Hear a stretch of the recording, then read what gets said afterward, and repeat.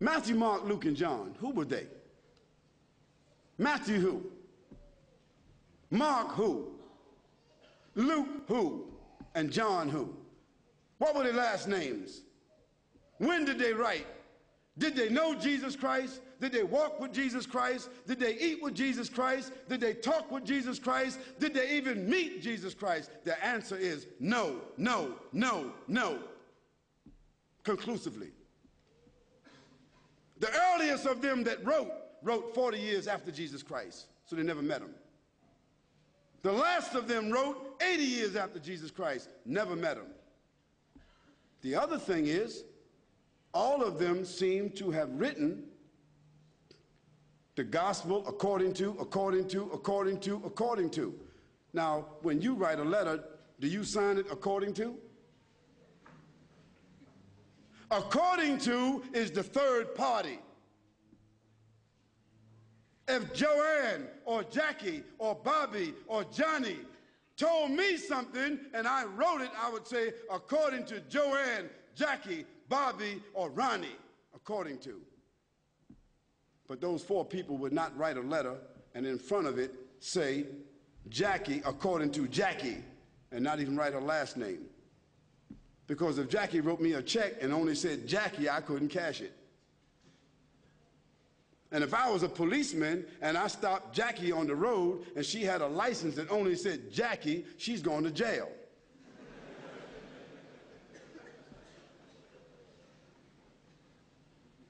Where in the world is a document with only one name of four different writers that did not meet the one whom they're writing about? Where is that accepted in the whole world? Nowhere except in the Bible. And the church fathers and the church writers and the Christian historians, they all agree that perhaps those four writers themselves were only pen names. Because a writer would not write his first name according to. And there's a great amount of suspicion that the man called Paul, Saul of Tarsus, that because he wrote all the books from Acts all the way to the end of the New Testament, how many books is that? How many? 16, 15, 17, 19? All the books of Acts on, Colossians, Ephesians, Corinthians, Romans, Galatians, all of those books are written by whom? Paul, Saul of Tarsus, another man who never walked, who never talked, who never met, who never ate, who never prayed, who never knew Jesus Christ. Isn't that something?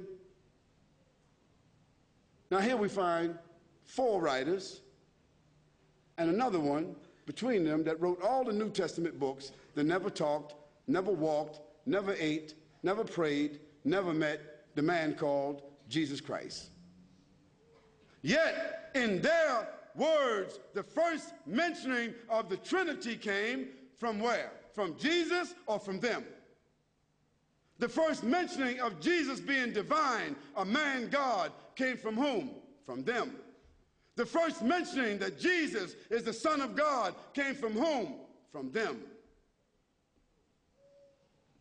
Jesus never said in his own words any such words, but it was the men who never met him, who claimed to have written, who didn't know their last names. And Paul, by the way, before he had that vision on the road to Damascus that only he saw and only he heard, guess what his occupation was? Do you know? He was a bounty hunter, a hunter of Christians, hunting them down like animals, binding them and bringing them to where? To Rome so that they could be executed. Now, if Hitler, after killing thousands of Jews, said that on the road to Berlin, he had a vision that he was named an apostle to the Jews, and he wrote 20 books that all the Jews are supposed to follow, Do you think they would be following that book? I don't understand how people just don't read history.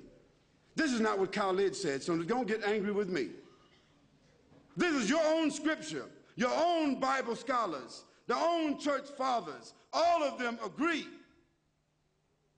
that Paul never met Jesus, that Matthew, Mark, Luke, and John never met Jesus. By the way, they were not disciples.